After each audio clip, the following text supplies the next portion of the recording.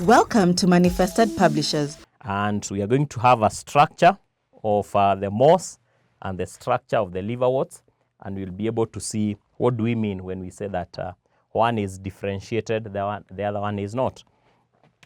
So for example, we'll have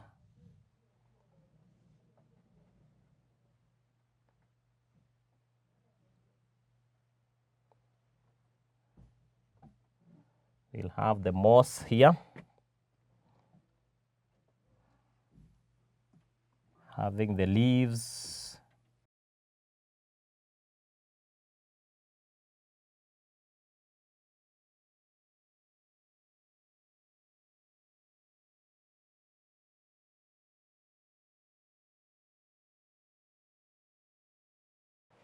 so that's an example of the fern plant. No, sorry, the moss plant. This is the moss plant, also known as the Funaria.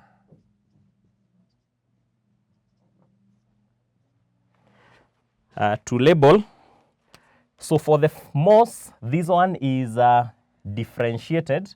We can see the root-like structures. We refer to them as rhizoids. We have a rhizoid there.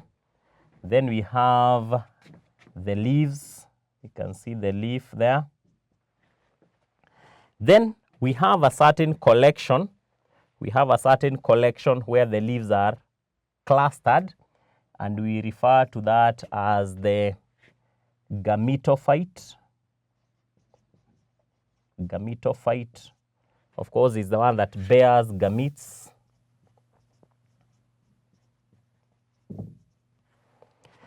Then we have the part that is filamentous, and this one we refer to it as the Sporophyte.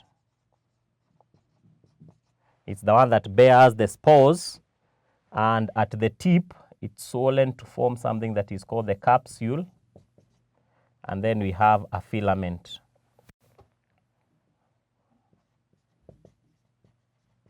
So the filament and the capsule make the Sporophyte. The capsule is the one that bears the spores, so we refer to that part as the Sporophyte. On the lower part, we have the Gametophyte. The Gametophyte is the one that bears the gametes. So we can say that this particular plant is differentiated. It's differentiated, as we have said, into root, stem, and leaves. And also it's showing alternation of generations. There is an existence in two generations.